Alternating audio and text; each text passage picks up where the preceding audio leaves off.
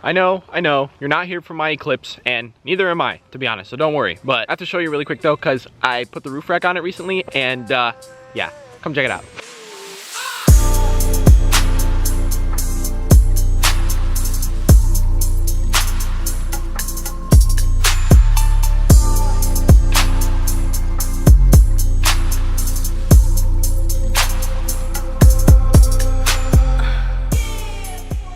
I have an unhealthy roof rack addiction. But that aside, today is a very special day because we're finally kicking off a project that has been a long time coming. It's been a minute since we had a video out, but you know, it is what it is. We got a broken BMW, we got a blown up V10 FX4 F250 that's lifted. We have a tractor, we have a pile of junk, we have an Eclipse that I forgot to turn the lights off on, but actually runs and drives, unlike everything else here. That's all besides the point, because this is the project we've all been waiting for, including me.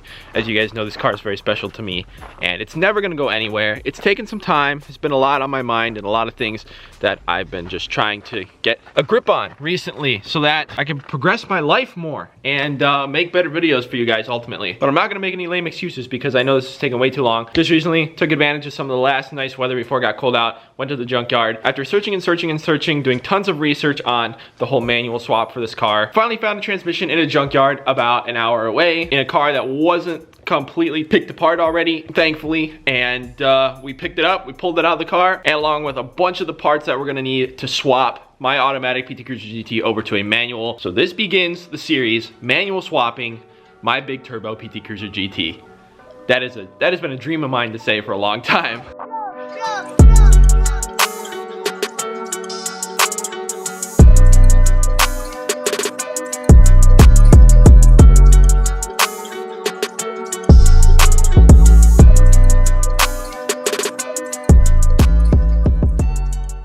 So this right here is what I'm going to be swapping into the car for a transmission. If you guys have seen some of the recent videos, you know that the automatic 40 or 41 TE that was in my car originally completely locked up when we went to put the motor in the car earlier this year. Since then, it's taken the back burner because I've been searching for something like this to put in it, and I haven't really found anything. I didn't really know at first what I was looking for. After doing tons of research and talking to some of you guys who know more than me about this whole transmission swap and a lot more about the manuals in these cars and stuff, I finally figured out what exactly I needed, and I really just hungered down and started searching because this car it's important to me and the channel. I know to all you guys that we finally get this running. Shout out to Eli, and also shout out to his wife Amber, because they've helped me a lot and they helped me finally get this. So this came out of a 2005 convertible PT Cruiser, but it was a non-turbo.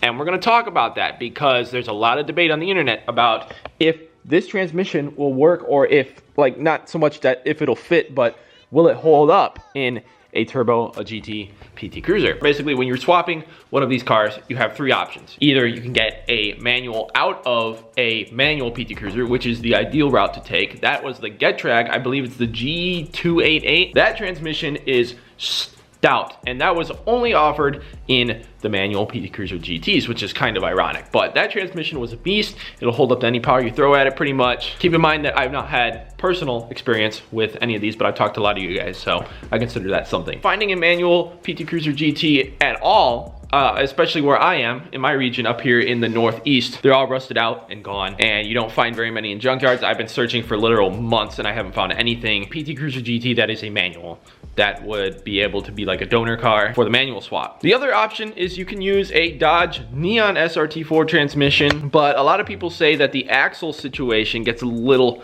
tricky with that swap, though axles were apparently different, and there's a lot of debate on whether or not they'll fit. I'm sure there's probably a combination of axles that will fit, and I'm sure it's doable. I almost actually bought an SRT-4 parts car at one point until I did a little bit more research, and I wasn't sure whether or not at the time I would have to do like custom axles, custom CV axles to make it fit. So I decided to wait on that because I didn't think it would be worth it for what we were doing. I kind of wish I did now, but it is what it is. But this right here is option number 3. This is an NVT 350 5-speed manual transmission. This is a very common transmission in a lot of Chrysler in the DSM era. It was in a lot of Dodge Neons. It's actually the same exact transmission that's in my 428 Mitsubishi Eclipse from 1998, my 2G Eclipse. Ironically, it's also the same transmission that was in the manual non-turbo PT Cruisers. It's a small world, isn't it?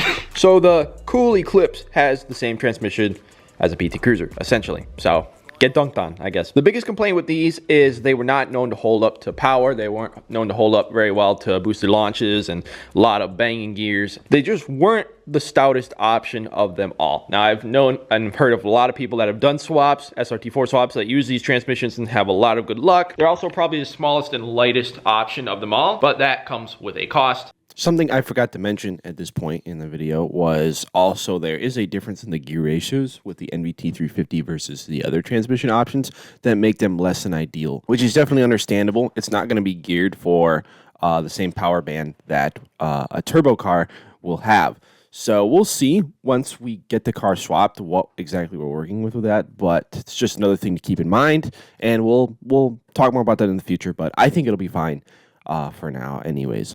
Now, for our particular setup, I think this transmission is going to be fine. I don't plan to strip race it a ton or bang gears a ton or do anything crazy. There's a lot of people that run these in SRT4s and in boosted cars, and they hold up all right. You just got to take good care of them. You got to be careful. And I believe the potential would be there to build an NVT 350 in the future if I felt the need to, or just swap it out for a GetTrag unit or something else in the future. Because the main thing was I found a manual car in a junkyard that had all the parts I needed. Move this little heater out of the way and this bag of undercoating supplies. Pardon the mess because we've been working on cars in here like crazy, but here are some of the parts for the manual swap. I have the gear shifter, I have the pedals, I have the linkage, I have everything like that. I have clutch master cylinder stuff. I was able to pick off a bunch of the manual swap stuff that I would need. So that was my biggest concern with getting a transmission, is I wanted to find something that was like a junkyard car that I could just pull everything out of and then we could go from there. So that's the ideal way to do it if you're gonna swap any sort of anything, is to find a donor car. There's a lot of things we're gonna have to do to adapt this up. Axles, mounting, wiring, all that kind of fun stuff, computer stuff, and I'm gonna talk about that all throughout the series. But the main thing in this video is we gotta get the ball rolling here finally,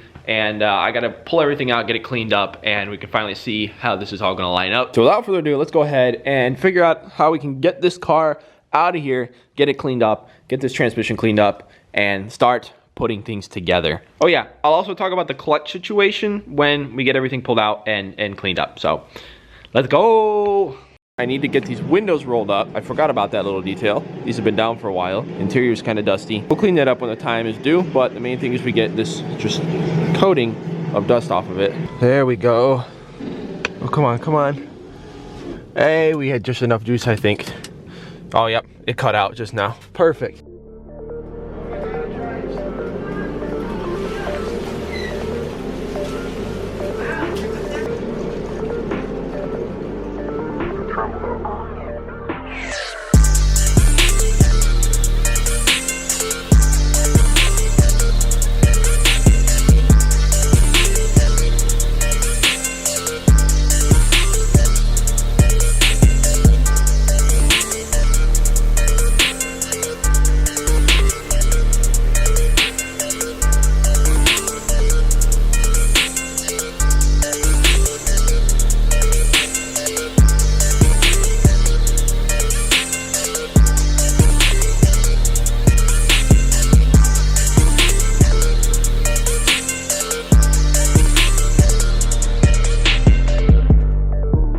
All right, that looks a little bit better. This thing was covered in just cobwebs and dust, and it was disgusting. And this the whole engine bay was covered in dust and cobwebs as well, just from sitting for the past while. But it looks a lot better. This engine bay that we cleaned up and painted is looking really good too, to be honest. Once we get everything together, cleaned up, and like I clean up that brake booster and stuff, this engine bay is going to be clean. I also want to get some new hardware for some main spots, and you know, a lot of little details that need to be cleaned up still. The main thing is the paint is done. Oh yeah, and the PCM relocation is just chilling over there. Cleaning up the bumper real quick too. I'm gonna go be taking this front plate mount off too, and we're gonna be doing a lot of body work on the car at some point here soon too. But the main thing is we get the engine in the car first, since the engine bay is already painted. Also managed to give our new transmission a quick cleaning up. It was literally, the whole thing was covered in grease, and it's a lot better now. It's pretty much ready to go. I would go ahead and mate the engine and the transmission in this episode, but the last thing I'm waiting on is a clutch, and I'll have that soon. I know exactly what I'm gonna run now for a clutch. I'm even gonna be able to use our old flex plate because that is the same for the automatics and the manuals. And our clutch should mate up to the current one. I have like a few spare ones too that should work from my various NVT 350 adventures with the Eclipse and all that stuff. So the main thing though, guys, is we finally have the transmission, and we're finally kicking things off. I'm so excited to continue this swap. We're going to be making a whole series on it here from here on out. This is January 1st, so what better time to start on a project like this. I'm so excited. Head down there, hit the subscribe button, hit the bell, follow us on the social medias in the description. Mainly I use Instagram, so I post a lot of updates for you guys there. I'm already so freaking excited just to see this car out of the shop. When this thing finally drives under its own power with a manual, I'm gonna be ecstatic. I cannot wait for that video, but that is coming soon. Head down below, let me know what you guys think. Hit the thumbs up button if you enjoyed and if you're excited for the future of this project, and it's finally kicking it off. I'll be checking and answering like every comment on this video. Thank you guys so much again for the support. You rock, God bless, and I will see you in the next one. Peace out.